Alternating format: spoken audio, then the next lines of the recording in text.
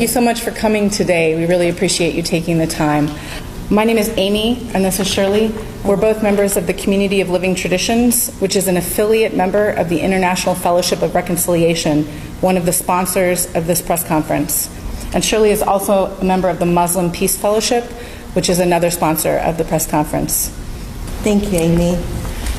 So we're calling this press conference today because of the intensifying crisis in the English-speaking region of Cameroon, called by the local peoples Ambazonia, has brought together a new global coalition calling on the UN Human Rights Council to immediately send a high-level fact-finding delegation to investigate the abuses. Our primary goal with this request is to reduce the violence and save lives. We believe that an HRC-mandated fact-finding mission would have the immediate effect of quelling violence on the ground. An HRC-mandated fact-finding mission is necessary because the UN High Commissioner for Human Rights has twice requested access and been denied by the Cameroonian government. That is why we have written a letter to the UNHRC, which is being delivered today. You can find this letter on the second page of your press packet. The signatories of this letter are part of an emerging global initiative to end the Cameroon colonial conflict.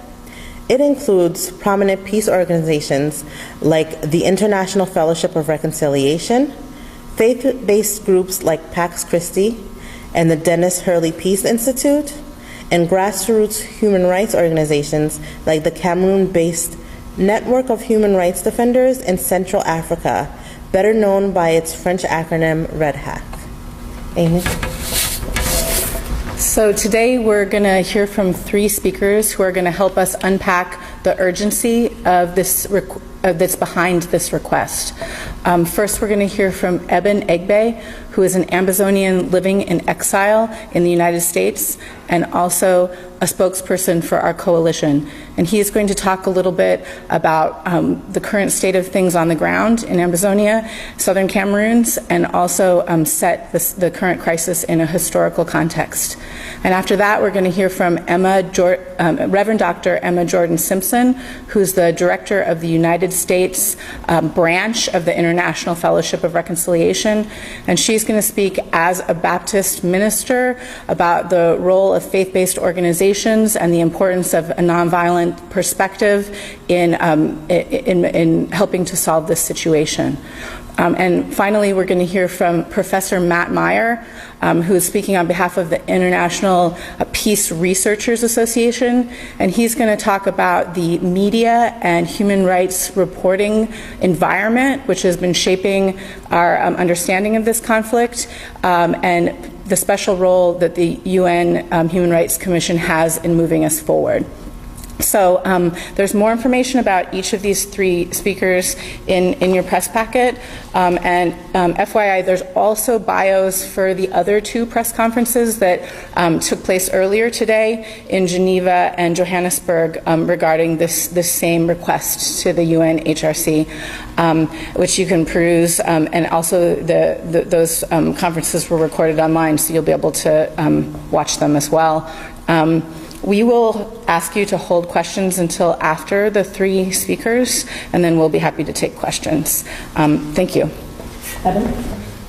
Thank you, Amy, and thank you, Shirley, and thank you, Doc. Thank you, Professor, for being here today, and thank you also for taking the time to come and listen to us talk about this situation happening in this region of West Africa.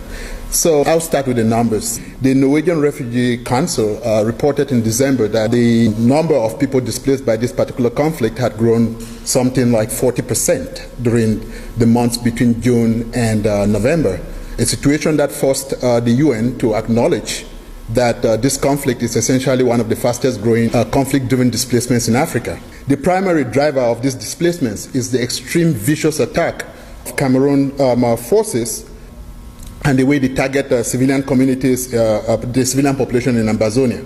For example, on February the 2nd, at the funeral procession of the principal of one of the major colleges in Batibo, the Cameroon government troops opened fire at the procession, killing the surviving wife and daughter of the gentleman who was supposed to be buried on that day. The examples abound a lot, but I just wanted to point out that also yesterday in a market in a city near Kumba, that is, the first example was in the North Zone and this is in the South Zone. About 14 people were killed in the market when troops got into the market and opened fire at people in the market. And beyond just the coverage on these particular situations, we can see there was a recent article by the New York Times in which they interviewed a couple of witnesses who told this same kind of narrative, this what seems to be beyond just the crime of killing people recklessly without any point, but they seem to have a tenor of the intention of terrorizing the population. That seems to be the goal. It seems to be a malicious goal with the intention of terrorizing the population. And so with that situation and the escalating numbers of victims coming up, I couldn't be more grateful as an Ambazonian to the network of civil liberty leaders and civil society leaders and peace movement that stepped up to join us in this effort to try to get the international community to take the appropriate decisions to try to put an immediate halt to the killings and probably pave a way to peaceful resolution of this conflict. The importance of this particular step for us is far beyond just the immediate escalation of the violence. For us, this is so important as an Ambazonian because our conflict is one of the least known conflicts in the world. But this conflict has been going on for 3 decades.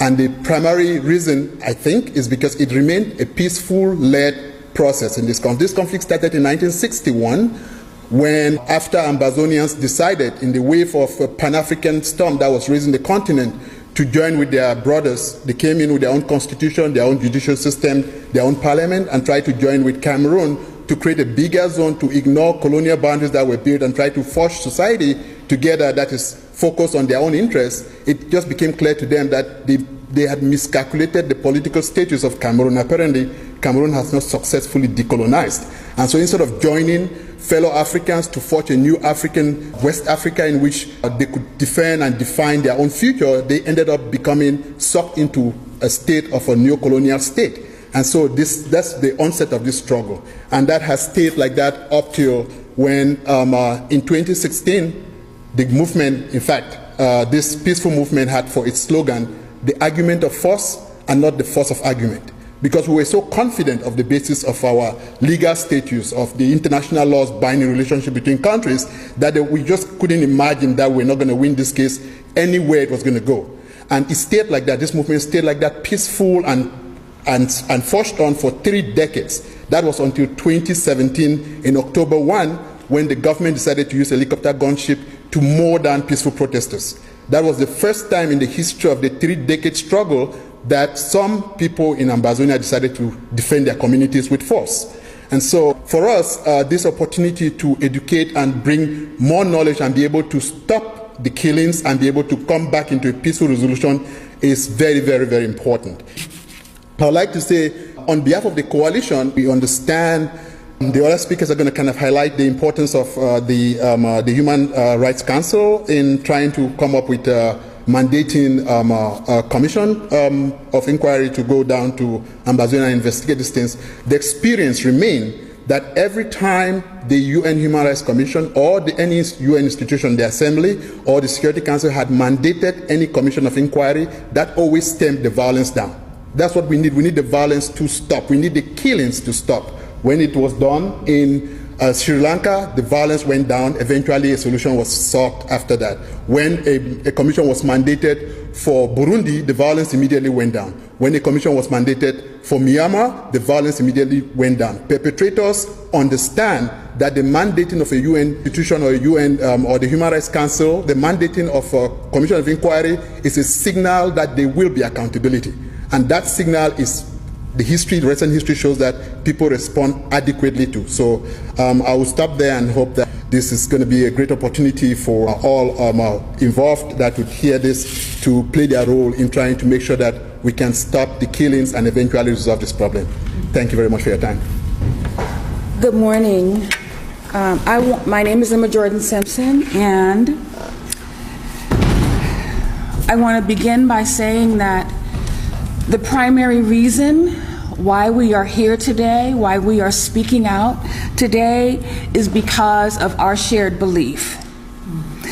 We live the principles of peace and nonviolence, and it is those principles that require us to speak up in the face of these growing reports of human rights violations, the abuses, the violence, and the killing happening in the English-speaking region of Cameroon, Ambazonia.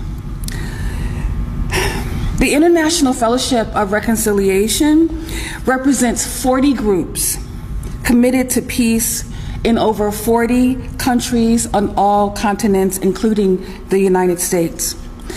We're here today to add our voices, to add the weight, our concern, and the power of our spiritual convictions to this call to stop the violence. We believe that the Ambazonian struggle is a struggle for basic human rights and self-determination, and as such, it is consistent with the International Declaration of Human Rights, and as such, it is our obligation. It is our obligation to stand with the Ambazonian people. The United Nations Human Rights Council has the power to cultivate the conditions for peace. And a Human Rights Council mandated fact-finding mission would have the immediate effect of quelling violence and saving lives. We want the UN to know, as leaders of faith and conscience representing groups across the world that are deeply committed to the creation of peace and justice through the transformative power of nonviolence, we're doing more than praying. We are monitoring the UN's action or inaction. We know that the UN High Commissioner for Human Rights has twice already requested and been denied access by the Cameroon government. We must now mandate and dispatch a fact-finding mission, because time is of the essence and lives are at stake. And this should happen during this 40th session, which begins later this month on February 25th. I want to be clear that we are not a partisan group. We are interfaith, we are spiritual, we are committed to the principles of nonviolence, we are committed to the principles of peace and justice. And we're standing here on those principles with the peacemakers in the region who are also struggling to end the violence and to save lives. This is important because we want for those who are struggling for peace in Ambazonia to hear our voices. We want them to know that we hear their voices. We want them to see our efforts to amplify their struggle. We want them to know that we see their efforts and that they are not alone. And we will work together, stand together to work cooperatively to lift up our voices until their voices are heard. And I have to say that as a Baptist, I believe in the basic right of all people to have self-determination and to live freely. And adding my voice to elevate this concern for peace and for justice is faithful to the long tradition of my community of not ignoring the cries of oppressed peoples, of refusing to turn away from the violence and the killing, and to keep crying out like Rachel until the violence and the killing has indeed stopped and a way has been made for peace. We will all continue to work cooperatively across the world, and particularly in the region, to lift up the Ambazonian voices. And we stand together focused on an immediate end to this violence, and we call on the United Nations Human Rights Committee to embrace a sense of urgency. Thank you. Good morning. My name is Matt Meyer. I'm the Secretary General of the International Peace Research Association. There is a written statement I'll be reading from, so if folks want to have that, you can have access to that later. It's also here.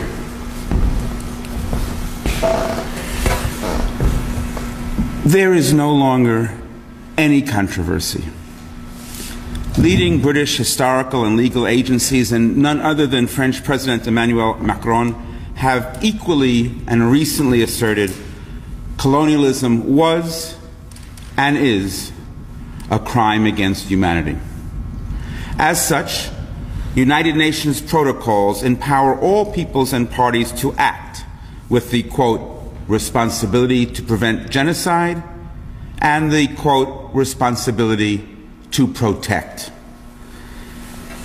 It is not so useful in the case of the Cameroons or Ambazonia to spend time debating who is most at fault. Is it the government in Yaoundé or the man Paul Biya, who has been president since I was 19 years old, the longest ruling leader in the world? Is it the original French colonists who, along with their British counterparts, set up this competitive, divided we fall scramble way back when? Is it the UN in failing to oversee the promises made decades ago? Perhaps it's the children of Ambazonia who, frustrated at increasing police and military violence and little to show for decades of completely nonviolent and unarmed actions against their colonial predicament, pick up some stones to defend themselves just over the past year. There is enough guilt to go around, and we say again, it is not so useful to spend time debating who is most at fault. The UN mandated responsibility to protect and the responsibility to prevent genocide, equally, especially in cases of contemporary ongoing colonialism, is a responsibility of all of us. It is certainly the responsibility of the United Nations member states, with an emphasis on those who currently make up the Human Rights Council, which soon meets in Geneva. But it is also the responsibility of non-governmental organizations, organizations like the International Peace Research Association, with consultative status with ECOSOC. And yes, it's the responsibility of media as well, to remember that even conflicts which appear small in places which are not easily found on maps require our urgent attention and solidarity. We need only reflect on the upcoming 25th anniversary of the Rwandan genocide and the ongoing tensions in the Great Lakes region to be clear about that. I represent a UNESCO-affiliated organization of scholars, academics, researchers, and students from roughly 100 countries in every region of the world. We, of all people, know that the information is neither inaccessible nor in doubt. Despite sometimes misleading reports from even the most reputable and well-known agencies in the human rights field, it is not too difficult to ascertain who is most at risk and who is mostly armed in the northwestern corner between Cameroon and Nigeria. Despite recent news that the U.S. will suspend security assistance to Cameroon because of its poor human rights record, we must not be overjoyed or lulled into a sense of false accomplishment. Our colleague, Adotai Akwe, Amnesty International's deputy director here in the United States, noted yesterday, quote, Cameroonian security forces have indiscriminately killed, arrested, and tortured people, firing on crowds, displacing thousands of civilians, and destroying entire villages with impunity, close quote. Until all that has come to a complete end, calls like this one to the UN HRC, which we sign on to today, are vital in both accumulating incontrovertible information to share with the World Forum and in stemming the tide of violence, at least in the short term. In the long run, we repeat, colonialism was, and in Ambazonia today, colonialism still is, a crime against humanity. Until colonialism is ended, our work will not be complete. Thank you. We will be delivering the letter to the UN later today. We want the United Nations Human Rights Commission to act during its 40th session, which convenes on February 25th. And I think the way Reverend Dr. Emma put it is perfect. We call on them to embrace a sense of urgency with regards to this situation. Lives are being lost on a daily basis. Thank you, Amy. So now we will open the floor for questions. Sure, go ahead. Thanks for doing this press conference. Thank you for coming. Can you tell me how you see this situation developing on the ground, what your main concerns are, what's happening in this part of Cameroon? And then also, besides this letter, have you reached out to any of the member states of the Human Rights Council on an individual basis, and what kind of feedback have you gotten? Yeah, so to the first question, the development of the situation in the ground, what seems to be happening is what one journalist aptly described as in the local newspaper called The Voice, that there's no community that is untouched. So the government has simply escalated the level of indiscriminate killing. On the one hand, people escape from their villages that are burned to go hide in the bush in the hope that the army can stay away. The army will hunt people down in the bushes. People who are seen in the bushes are killed, and the army says, oh, these are the people who are fighting the so-called armed separatists. On the other hand, people who run to bigger cities and try to hide in homes, they would be very unlucky, because we have a lot of homes where whole neighborhoods, the army break in and people are shot dead in their homes, not in small numbers but in huge numbers.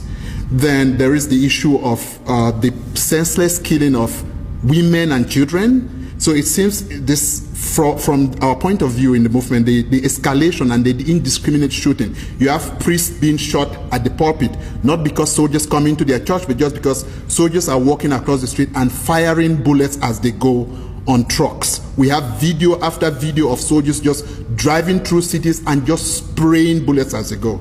And this is the numbers and the circumstances, and you remember even the testimonies on the Washington Post articles are the same. So as far as the situation on the ground is concerned, the scale of this random firing and the multiplicity of the victims and the seeming indiscriminate character of it, and the feeling of impunity of the soldiers seems to be fueling a further escalation of this type of killing. So the situation on the ground is getting worse by the day.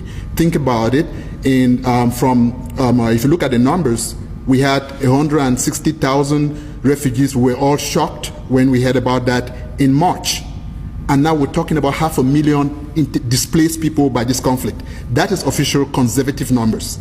If you look at the numbers, we have some comrades on the ground reporting situations of something like between 2 and 3 million people who have been displaced by that. And we have, as last as August, we had the Human Rights Network, one of the organizations, reported 120 villages burnt, right? So the number of villages being burnt is escalating.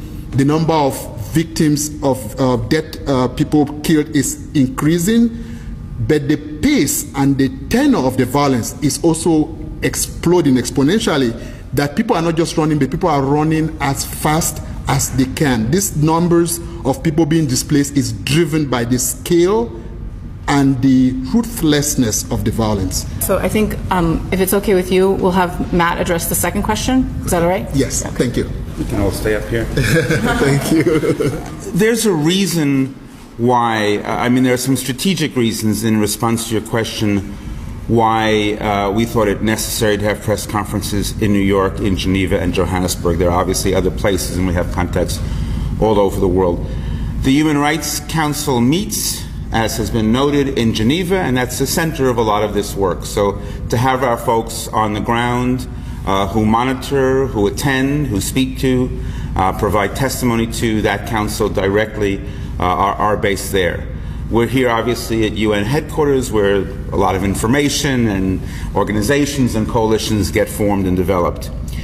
But the Johannesburg one was a special one because of that member state question. And for us, both the relationship of the South African government's potential for support of these causes, and because of the South African government's relationship inside the HRC, it seemed like focusing in Joburg was a particular significance. I think we don't want to say too much more about that now. Obviously, this process, as HRC meets in Switzerland, in Geneva, is one where there'll be many bilateral and international conversations between NGOs and our friends in different embassies, between the member states themselves, and so forth. Currently, the Ambazonian people, from what I've been observing, are not very confident of UN intervention in the situation in southern Cameroon. So what is the guarantee that this effort getting through the UN will yield results? If they will heed results and what those results will be, I can say, having seen what went down in Rwanda and seeing how this violence here in Amazonia is escalating on that level, to not do nothing what is not an option, right? And it is the responsibility of the United Nations to do something and to keep these kinds of massacres from happening. If the slogan is never again, then it has to be never again for everyone and not just, places where we select. So we're hoping that when they do their job, then the natural occurrence will be that the violence is lessened, and then it's on the agenda so that at least it's on people's radars to know that this is happening and to work towards a solution, right? Because I think the reason that we don't have a solution now is because when it's switched over from the British to the UN and then back to the British and then over to the Cameroonian government, people just kind of dropped the ball because of different reasons that were convenient for them. And what we're saying is you cannot drop the ball on this, right? This has to be fixed, especially because you have men, women, and children dying. You have all these massacres happening. And we can't keep allowing these genocides to happen in Africa because it's easier to turn a blind eye because of resources or because we want to sell arms to people. So, sorry. If I may just add one more question so that it can wrap together. The Cameroonian government have also refused every fact that has been put out there by, whether it's even video, the Cameroon government have refused. They have this tendency of just coming out and saying, oh, what you see, either on the social media or on other news stations, they are all lies. Your ministers come out and say all of this. So do you have data that will back up this request as well? I'll just add that to the question. Yeah, I don't think we'd be here if we didn't have data, and we've also provided lots and lots of additional information in the form of fact sheets and links and research that's been pulled together. There is no denying what's happening, and I really want to echo my sister's voice. The question that you ask about the lack of confidence that the Ambazonian people have in the UN right now is exactly the reason why we're here. Yeah. This has been going on for a long time, and no one has been listening. And what we've decided in our coalition and all of the groups that we represent across the globe is to say we are going to lift our voices until the UN hears their voices. And we're not going to stop until there has been a way made for peace in Amazonia. We will not leave this issue alone, and we will not let them stand alone any longer. Other questions? Yeah. Just wondering, will you guys have video of any of the other events in Johannesburg and Geneva made available? Yeah. The South Africa, the Johannesburg press conference, I believe it was live streamed on SCBC, which stands for Southern Cameroon's Broadcasting Corporation, which you should be able to find on through their Facebook page, and I'm pretty sure it's archived there, right?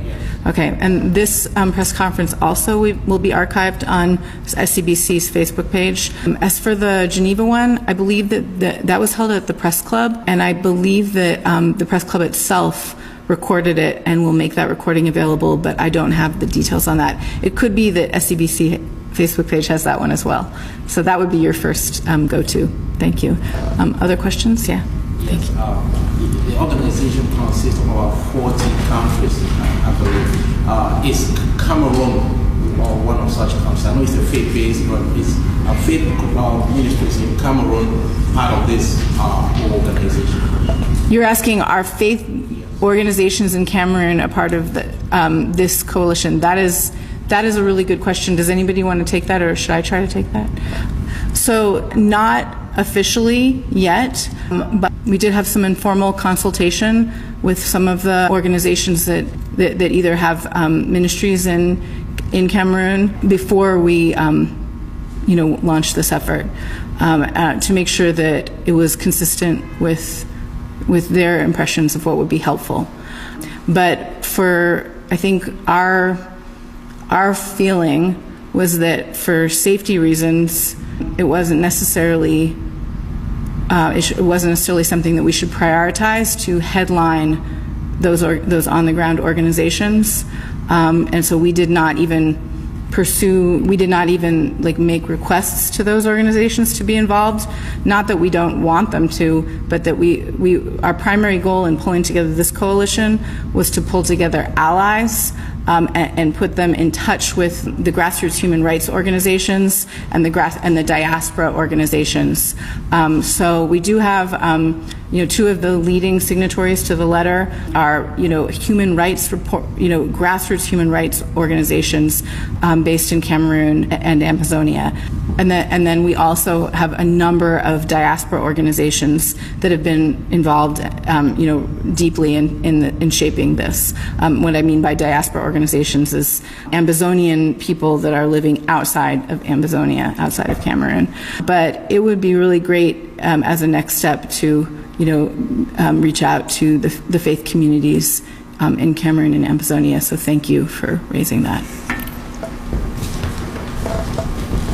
We should be clear that as a coalition, this is the first press conference we have put together, the first action, this call to UNHRC.